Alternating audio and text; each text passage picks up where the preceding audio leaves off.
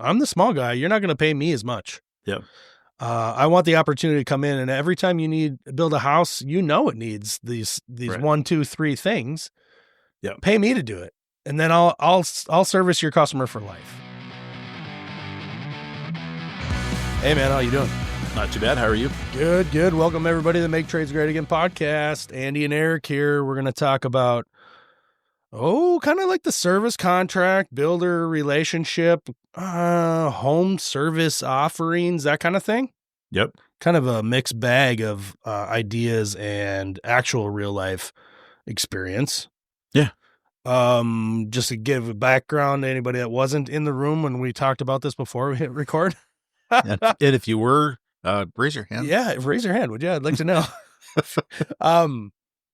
So I had said to you the other day while we we're chit-chatting, look, I think a path forward for awning plumbing and heating would be to approach, and this is not anything that I've made up by any means. I want to preface that.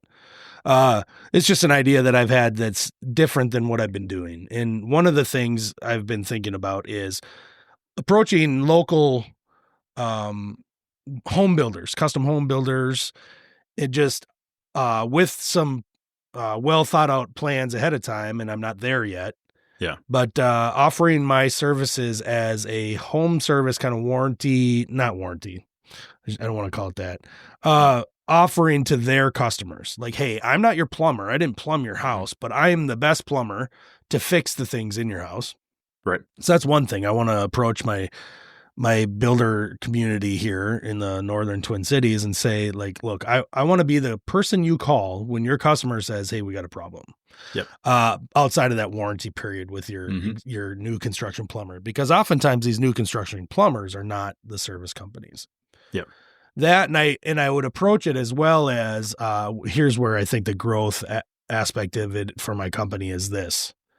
Yep. In order to bring on a truck or two, I want to focus. I want to hone down my services, and I could concentrate that effort with these builders by saying, hey, for every house you build, you need some kind of water conditioning. I don't care where it is. I don't care how expensive your house is, that every one of them needs water conditioning. And at the very minimum in our area, you're going to need a water softener. Mm-hmm. In some cases, rural, you're going to need, because we have present, you're going to need iron filtration. So this is not just pick it off the shelf kind of equipment. Right. And you need a specialty, and I can be your specialty contractor that'll provide that from the new construction aspect. Yep. And when I was telling you this, I'm like, this is how I'm going to do it. And you're like, we're kind of doing that now in a sense. Yeah. And so I would love to hear what you're doing, because I think people listening to this are going to I hope that they walk away from this conversation thinking, okay, this is something we're doing. And we may, what Andy said or what Eric said, maybe think about this. Maybe we could expand it and do something different or more. Yep. But what is it you're doing that's kind of along the lines of what I'm talking about? Right. So we got approached by a local, they're like a construction manager. Okay. Right. So the particular community that we're working in where they're implementing this is more or less a gated community. So high end homes, going to range. I'm going to say the least expensive home there is probably $1.8 million. Right. So they go from there to 5 million probably. Sure. And so some of these homes are, multiple systems. Some of them on the edge of this development, there's a whole string of really nice condos that are probably in that $800 to $1 million condos, right? So they're not like ultra complex mechanicals, but they have mechanical needs. Sure. And so what this developer is looking at, and he's been doing his research on this too. He wants to satisfy the customers that he sold a home to. Yeah. And also do exactly like what we're looking at is, how do we continue making reoccurring revenue? Yeah. Right. Yep. And so he approached me with this and says, hey, I'm thinking about doing this. And, Ben and I have had a handful of conversations over the years. We've put a new HVAC system in his home, I think 3 years ago or 2 or 3 years ago, when he did a big remodel. And that's what started the ball rolling, is it was that relationship. And he called and says, hey, here's what I want to do. And he painted the picture.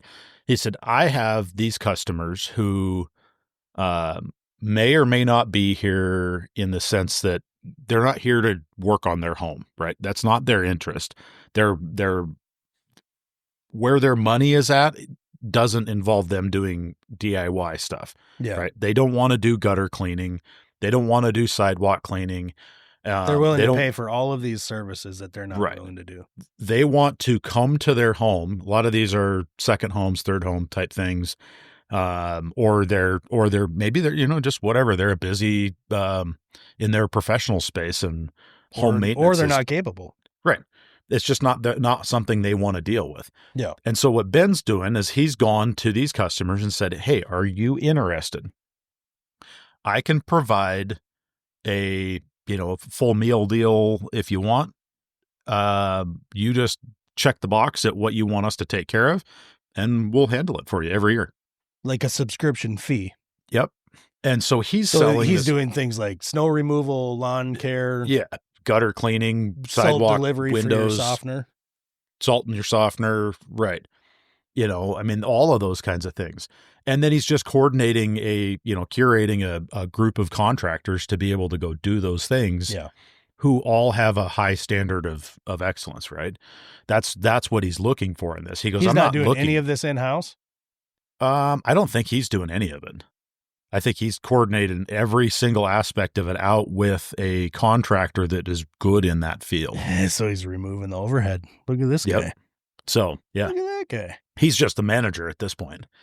And so it's kind of, it's worked out. So what we usually get from him is we have home X, right? Has 2 fireplaces, has a water heater, a furnace, and AC. A water softener or AC, right? Yeah. Here's a list. And so we have a couple of different, a lot of those, like the condos would have that particular type of system. Okay. And so we basically have a set price that this is a once a year. This is we do this 4 times a year if we want us to come change filters, and we have whatever. And then, so he'll coordinate it so that it's effective for our time, that if we're doing houses with air filters, he'll do the whole block. Like, we got these 8, you're doing all of them today. Perfect. So we get a guy that shows up. We know all the filter sizes. We go and do the this quarterly check. Boom, boom, boom, boom, boom. Just literally walk out into the next house, to the next house, to the next house. And, and he's told us, hey, I want you to price this competitively.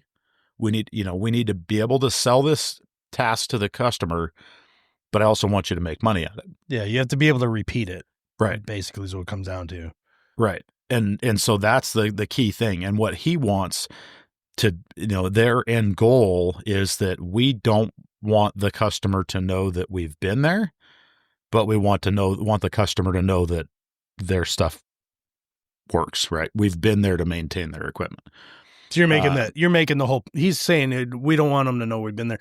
Basically saying, like, we're making this as easy and hands off as possible for the customer. Yeah, because that's what the customer has requested. Now, whether this customer is, some sort of high profile attorney or who knows, right? I don't care. Yeah, I don't even, to be honest, I don't even know who the customer is.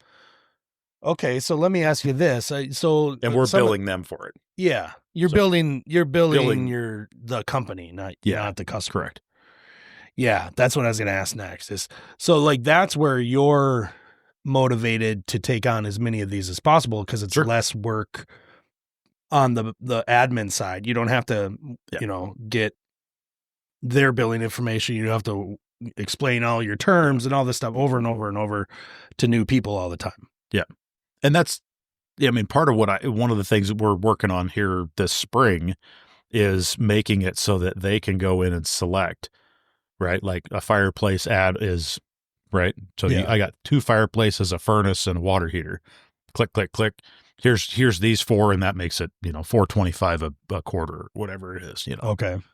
And that way he can look at it and say, I don't need to call you to get pricing on this. I already have your, I just check fill out the spreadsheet.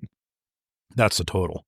Okay. And so I'm trying to work at that direction. So it's really easy for him to do that in the office and say, I know what's in this customer's home. If you want an HVAC plumbing package, it's, whatever. Here it is. He It's doesn't have to call me to rate. wait for me to tell him. So It's interesting. Yeah. So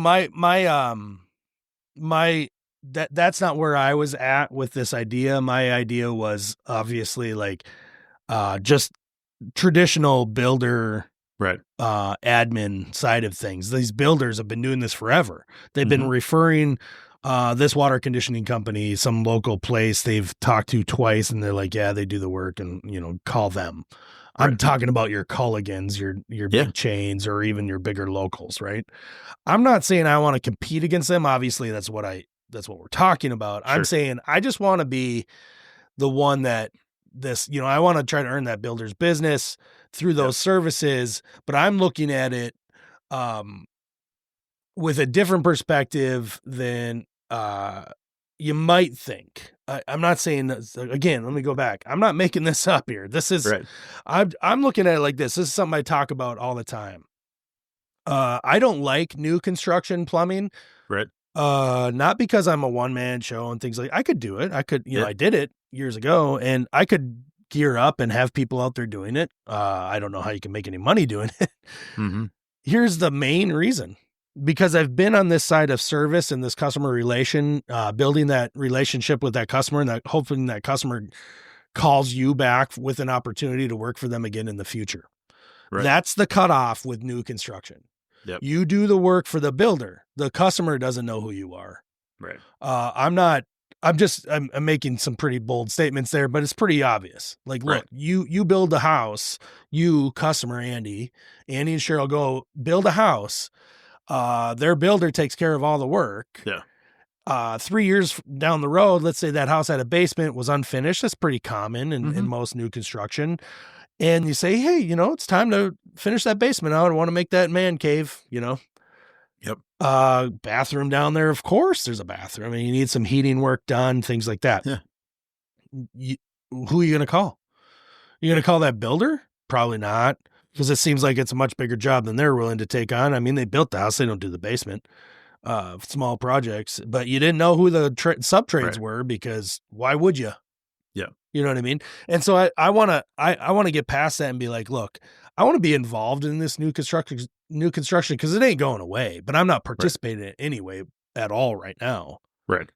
I've got a couple of builders around town that know that I do radiant heat, and when it comes up, and if they're able to sell it, they'll hire me to do the work. But that's few and far between, because every house has the need for water conditioning. Every house has that, so like, I'm trying to look at it that way. Now you've given me a lot to think about, and boy, I mean, business idea, it's not like as if it's not being done all over the country already, but make that management move, become that company, that offers all these services like your buddy's doing. Yeah. It's interesting. I mean, and like say, I mean, it's a sweet proposition for him because he's got a whole pile of like high profile clients that are like, oh, we could pay $1,000 a month and have all of this stuff taken care of for us. Sign me up. Well, when you have houses that are worth $3, $4, $5 million, that's not a crazy proposition. Not. Right. And that's an easy sale. And for him, he's looking at it like, I mean, we just got, if I sold the $1,000 a month package to 4 of these houses, it's a $50,000 a year revenue stream that he just has to manage. It's just got to manage. Just somebody's got to show up and do the projects, right? Each of his people individually have liability insurance, have bonding, have licensing where it's required. Yep. We're all professionals in our space. Yeah. Yeah. Interesting to see how that pulls out. I'm going to pursue this on my end too. Yeah. I'm working on the marketing piece of it right now. I'd love to offer that. Hey, I'd like to get into that space where I'm competing against these larger companies that are offering that water conditioning stuff, and just say, look, I'm the small guy. You're not going to pay me as much. Yeah. I want the opportunity to come in, and every time you build a house, it needs these 1, 2, 3 things. Yeah. Pay me to do it. And then I'll service your customer for life. Yep. Yeah. I think the the key point to take away from these, and where I've seen success in this post sale, you know, thing is your appearance, and everything about it has to seem like an exceptional value. Okay. Right? Sure. People are willing to spend money on something that they feel like this is This made my life easier. Yep. My life is better because of this. Yep. I like my home more. Right. And it's like you were talking about, like the salt delivery, that's not that big a deal. If you got a young family, no, whatever. Is it a convenience? Well, you know what? They didn't have to haul bags of salt, right? Is that something that you personally are gonna do? Well, I don't know that that's something I'm interested in being the guy that's hauling the salt bags, but I sure as heck could find somebody, one of my guys could be set up to do it. I'll tell you what, we're all busy. Everybody's busy in their own respect. Every time I have to bring salt down to my mechanical room, I just did it 2 days ago. Yep. I think, man, why don't I just have a stack of this stuff sitting there? And then I think, well, because I don't want to go get a stack of it and spend half my Saturday stacking salt in my mechanical room, right? Right. But somebody else could do it. Yeah. And then, so I'm not the only one thinking that. No. We got some thinking to do. This is it, dude. This is the start of it. It's a revolution for Honest Plumbing. It's revolutionary. All right, man. Hey, I want to remind everybody, hit us up over on YouTube, because we do record these episodes if you're listening audio only. Yep. We do record video. And a lot of people are watching them over there who do appreciate it. And thank you. If you're already on YouTube listening and watching this, super appreciative of your time. And if you haven't already, please hit like and subscribe on the podcast on YouTube. So when you do that, more people will tend to see it eventually. Andy, thanks, man, for your time. Everything Absolutely. you talk about is so awesome, and I love it. Yep. All right, guys, take it easy. From Mechanical Hub and Mick Plum over on Instagram, this is the MTGA podcast. See ya. Have a good one.